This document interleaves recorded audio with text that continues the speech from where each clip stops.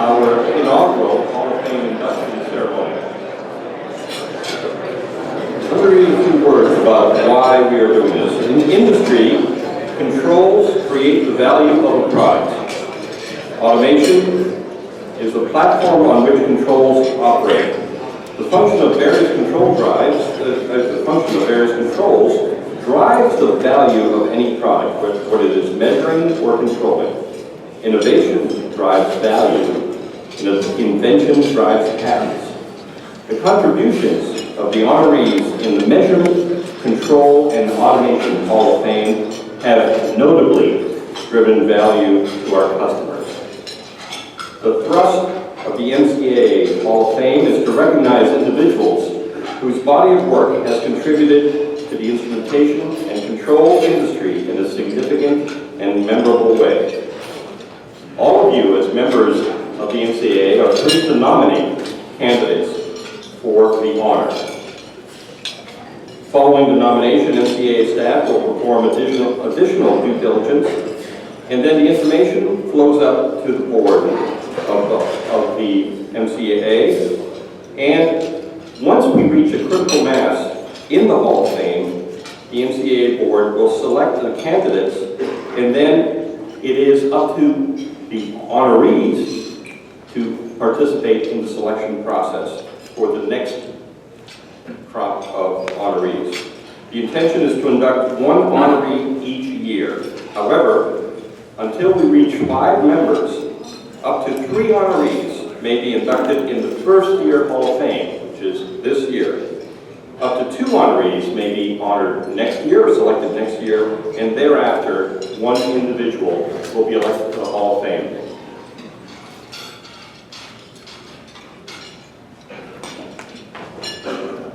So this afternoon, we do indeed have the pleasure and the honor to induct 3 members into the first,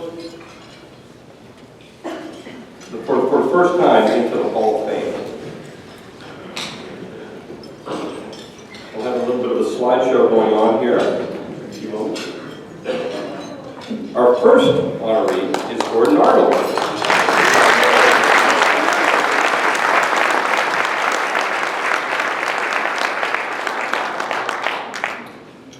Is the executive chairman of Sierra Monitor Corporation.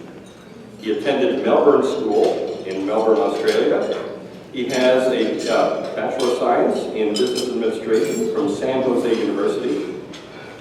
He has extensive sales management experience, including creating domestic sales channels and developing international sales territories in Latin America and Asia.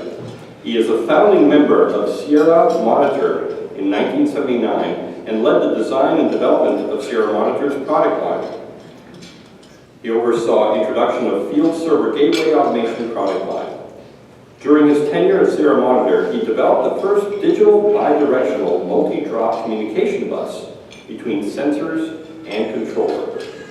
The first serial Modbus communication output for plant-wide systems.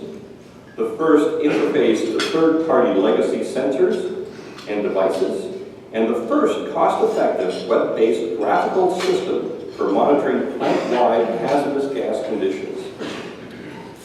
Gordon grew the measurement business of Sierra Monitor to over $20 million in annual revenue.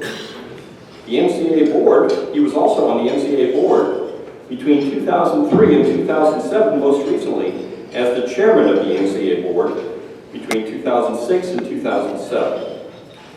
He has worked to increase association membership, and he's introduced multiple customer surveys and identified influential trends such as the harmonization of the previously mentioned NRTLs, or NERDLs, as our friend Jim likes to call them. Our first honoree, Mr. Gordon Arnold.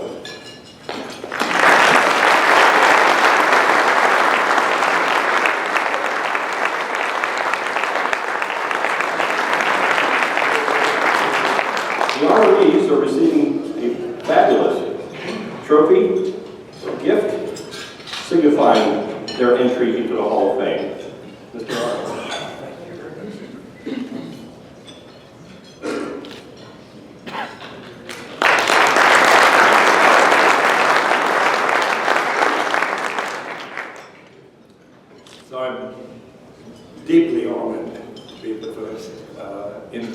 Fame. And I wanted to thank, first of all, Joe for the nice introduction, and also to the MCA team, especially Cynthia and T, for creating the Hall of Fame.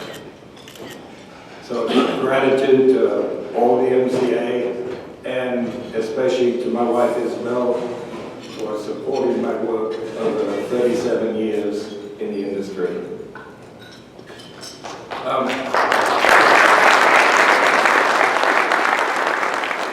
When we talked about what Joe was going to say, there was going to be something about travel, and he didn't say it, but I have traveled very extensively during this period of time, and my point about that is that I like the admonition that travel is an activity, it's not an accomplishment. So we've got to accomplish things when we do the travel, and if we look as a team here, whether we're traveling across town or across the oceans, the place we're going, the target destination, is probably not high on the tourist list for the area.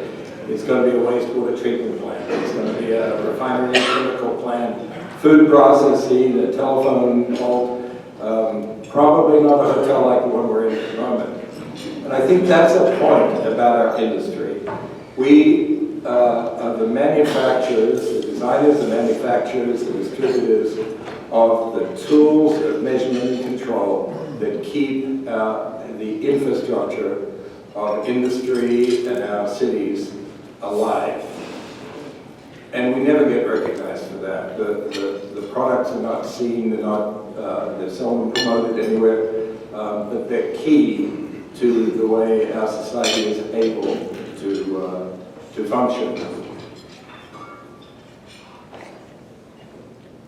So, if you think about other industries, Steve Jobs was mentioned earlier this morning, where we've got the electronics industry that creates products on a monthly basis, or the component industry that release products, multiple products every year.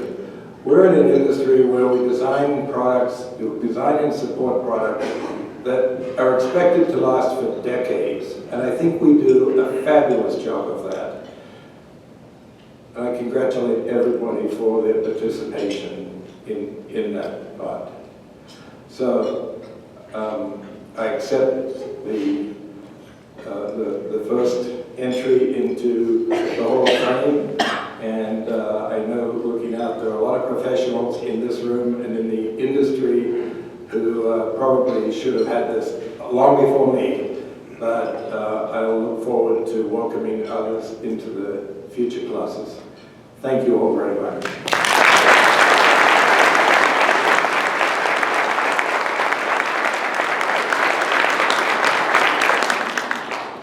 A shining example for all of us. Thank you, Gordon, for your efforts.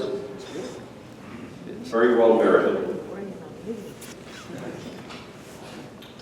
Our second honoree is Wade Matter.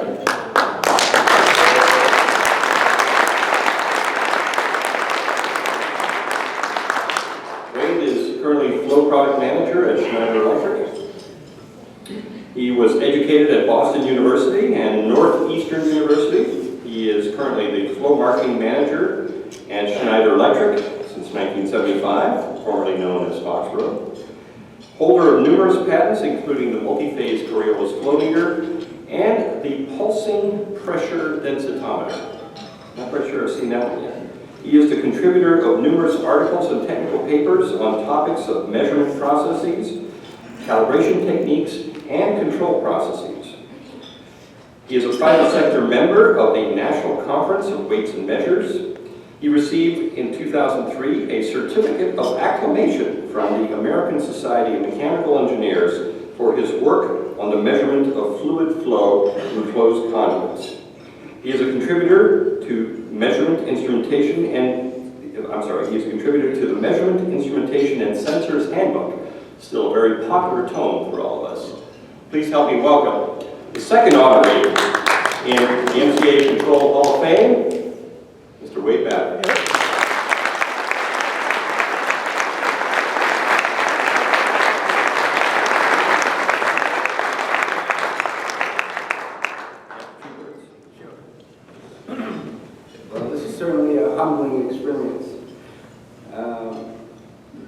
interesting bit of trivia. Gordon and I have the same birthday, which is, I don't know if you planned that. I want to thank the MCAA for choosing me and whoever nominated me. It was kind of a stacked deck for me because 41 years ago, I started at one of a handful of companies that molded this industry. And I was put in an environment where innovation was king.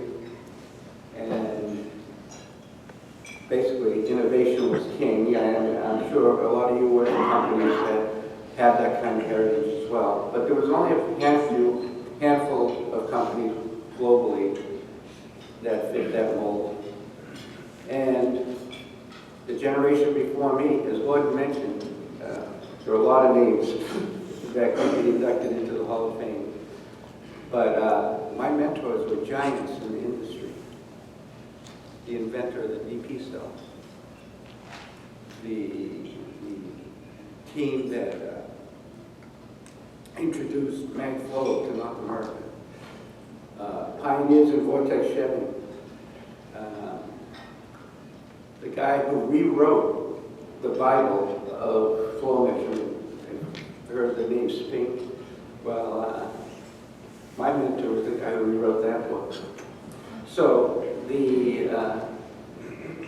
how can you not end up being someone who values innovation, coming from something like that? Also, I had an organization that was more than happy to let me have the fun I've been having for the last 40 years. I noticed on the attendance list, you're all presidents, vice presidents, managing directors, and a few CEOs in here. Because of you giving us the opportunity to do what we love to do more than anything in the world, and that is innovate. Really, because of you, this industry is so much fun to work in and so important. We change the world. People don't, Gordon said, we change the world. No one knows we're changing the world, but we change the world. And I'm really honored to accept this, actually, for all the people before me. Thank you.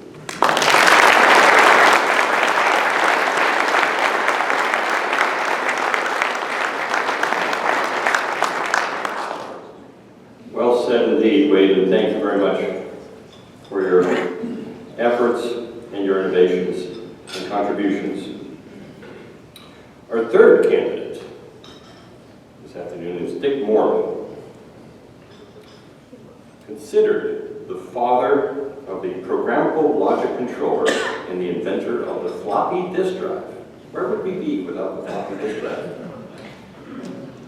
Dick Morley spent his early years on a working farm in Massachusetts. He then went on to study physics at MIT. He's the holder of more than 20 US and foreign patents. In addition to the PLC, he holds patents for the parallel interface machine, the handheld terminal, and magnetic thin film. Dick is eccentric, some might say. He quit his engineering job in 1964 so he could go skiing on weekdays when the slopes were less crowded. Later that year, he and some colleagues created the technology company Bedford Associates. He came up with the idea of the programmable logic controller, or programmable controller, while nursing a hangover on New Year's Day, 1968. We all find our inspiration in different ways. Later in 1968, he founded Modicon, which stands for Modular Digital Controller, and he developed the first PLC for General Motors. The PLC went on to be used in various automotive assembly lines, amusement parks, and light fixtures, and now it's everywhere. His innovations have influenced the fields of computer design, artificial intelligence, automation, and technology trend forecasting. He is already a member of a Hall of Fame, the Manufacturing Hall of Fame. He was named Entrepreneur of the Year by Inc. magazine. He has already received several awards from the Franklin Institute of Philadelphia, the Society of Manufacturing Engineers, the Engineering Society of Detroit. He was the past chairman of the board for the National Center of Manufacturing Sciences. He lived and worked in The Barn in New Hampshire. The Barn is actually a global consulting firm specialized in manufacturing and process controls, especially those beyond the leading edge of the manufacturing and computer systems. The Barn also promotes lectures and seminars facilitating application of complexity science and agent-based systems. Something I'm very familiar with, not. Author and co-author of Tech Shock Caution, Future Under Repair, Out of the Barn, The Technology Medicine, How Manufacturing Will Work in the Year 2000, and Demystifying Artificial Intelligence. He has raised over 40 foster children, rode a Harley, and drove a 55 Chevy Impala. Accepting this award into the Manufacturing, or MCAA Hall of Fame, is one of Dick's close friends, as Dick could not be here this afternoon, Mr. Don Clark. Don?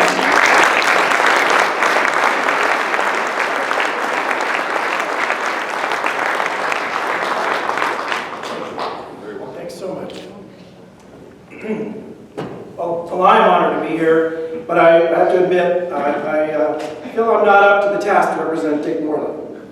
He has some enormously huge shoes to fill, and I do not attempt or portray, if any of you do know him, that I can even get close to representing all that Dick is. But I thought I would take a couple of seconds and just share a few reminiscences about this wonderful man that many of you know probably over the years.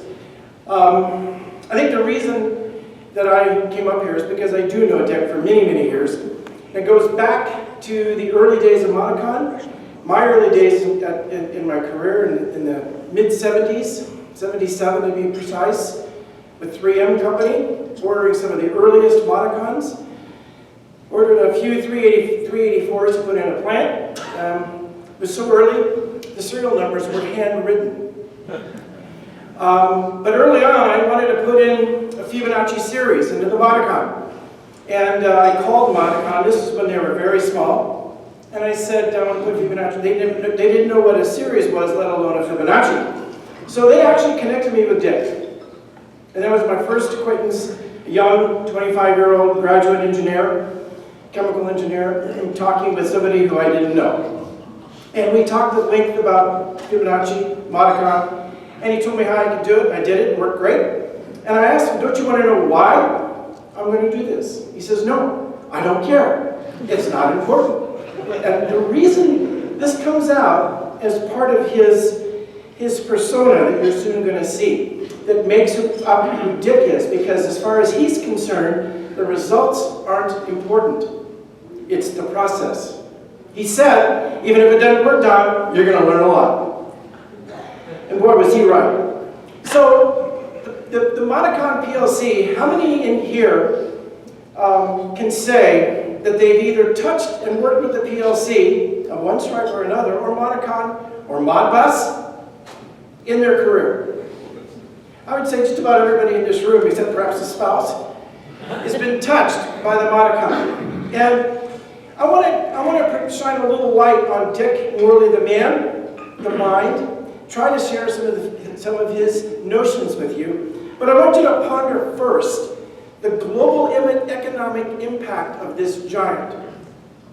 Just with Schneider alone, who I'm employed by, each year, courtesy of the heritage of Monacon and Andover Control, which was a building control company he founded, those two businesses represent about $2.5 billion in revenue. That's small compared to the rest of the PLC market when you add Siemens, Hitachi, etc. It's small when you add you in here, the system integrators, the distributors, all of your revenue added up, all around the world. And that's small compared to the economic impact of the steel, the automobiles, the sinks, the chairs, all of the global manufacturing on this planet. which uses PLCs. Dick did that. And then you multiply that number by 50, which is how many years this technology has been around. The numbers get big real quick. So I'm not going to talk to you about all of these aspects because I want to talk more about his mind. I'm not going to talk to you about his 44 foster kids. The PLC. I could go into the history of the PLC. I don't want to bore you. The building management systems, Andover controls. Development of the ABS brake. He was involved in the development of the Nobel Prize in Physics in 1952 with the discovery of cosmic rays. He was partial inventor of the telescope used to discover cosmic rays. The discovery of the floppy disk. His interest in chocolate. Developing special recipes for him and for her. So he actually has recipes that are tailored to men and women. He's the one that developed the unmanned people mover. You go to Houston Airport, that mover down in the very basement of the Houston Airport, that's his. It's still running. The prototype at the barn, you can still see it. His concepts were far-reaching. He knew in working with groups of people, too small a group is negative. You don't have enough people. Too big a group is counterproductive. His mind, he arrived at the perfect number, 8. So if you ever want to have a brainstorming group, get 8 people. Why? Dick Morley said so. He's the one that came up with the configurable cash register. McDonald's was having a horrible time in the 50s and 60s because their people couldn't push the numbers on the cash register to enter 59 cents, 49 cents, and so on. He replaced the keys with pictures of hamburgers. We laugh because it's so simple, but nobody thought of that.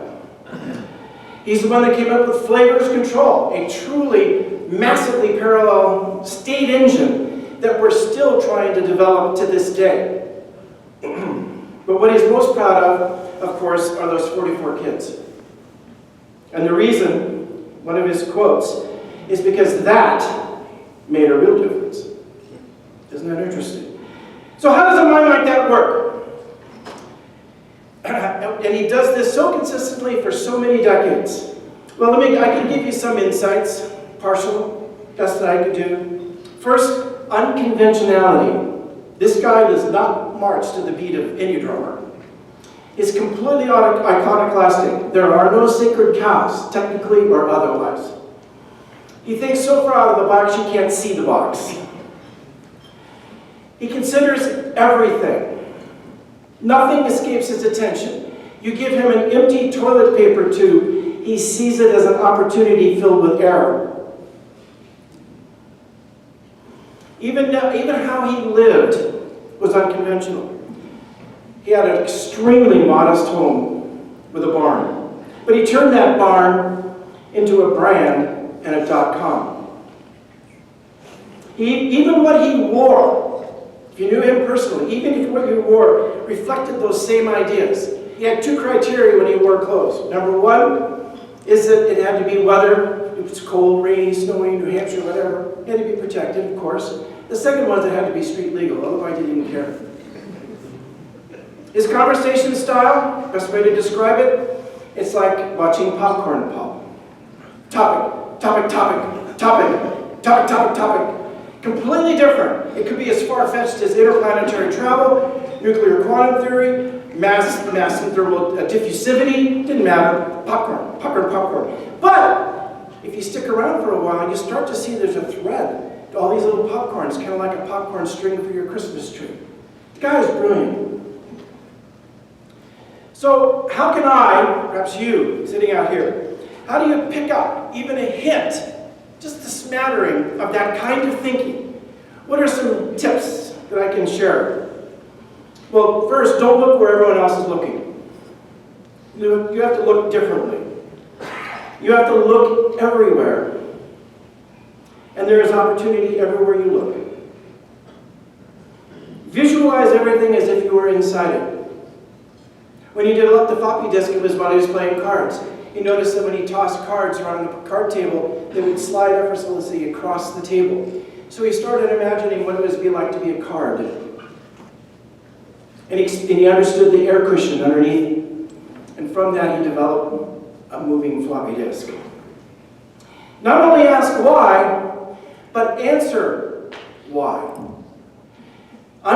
Get into the depths of trying to figure out why something is, and then answering it. Don't be afraid to be a kid. Why? It's because a kid fails all the time and gets right up. So fail constantly, but learn from failure. And how you fail, this comes back to my opening statement about the Fibonacci series. The way you fail, it's the process, not the goal. Be a chef. A chef cooks the cake, doesn't eat it. The thrill is in the making. The thrill, Don, is in doing the Fibonacci. How the heck you used it, whether that was a success or not, as far as I'm concerned, I don't care. So that's a really interesting insight. Well, let me wrap up as I take this. I could be here for all day talking about my friend Dick. Let me give you his life's motto. Here's his life's motto. Don't get hurt. Have fun reading about technology. Take care of your parents. And eat well. The most influential book he ever read, when he was 10 years old, he read 1, 2, 3, Infinity by George Gamow. I have to admit, I read it, unfortunately, I read it at age 12, so I'm 2 years behind Dick. Excellent book, by the way. The book you really need to pick up. Joe listed a whole series of books that Dick has. Perhaps the most important one, it's available on Kindle, is The Technology Machine, How Manufacturing Will Work in the Year 2020. It is amazing how prescient it is. His words of advice for this industry. And we've heard this theme echoed a little bit. Peter opened it with this sentiment. We've heard it from several others talking today, lamenting sort of our plight as an industry. Notice these words. This is the advice for our industry. The emphasis is on cost instead of value. That is going to kill us. Last, let me give you his words upon hearing about this award from MCAA. And I thank Peter Martin for writing these down, scribbling during our last lunch, which is a couple weeks ago. Peter and I and a few others get together on a routine basis because we're fortunate enough to live nearby. And that's one of the joys of being with Dick, is you feel like your IQ has gone up 10 points when you're with him. Unfortunately, it drops as soon as you walk out the door. But this is what Dick had to say to you, the MCA. This is a big award by MCAA. I am pleased to receive this award. Thank you. We do a good job. We won World War II. We changed the world. There is no stopping us. It is going to be different over the next 20 years. The next 20 years will be very exciting. I won't be here to see it, but you people under 80 will. It will be very interesting. Harvest the future, because you are the future. Don't ever let anyone put you down. Politics may come and go, but technology doesn't, and neither do we. So thank you for this award. If I can end with just a gentle reminder, is because Dick struggled in the last 20 years with some very serious medical issues with both his son, who died at a very young age of a severe genetic disorder. A tragic, took many, many years, extremely expensive. And his wife struggled with cancer toward the end of her own life. Dick has actually found himself in financial hard times. So if you feel so inclined, if your business, Mr. System Integrator, Distributor, has been touched by the genius of this man, there is a GoFundMe website to help with his medical expenses. So if you feel so inclined, go see Dick at GoFundMe. So thank you very much.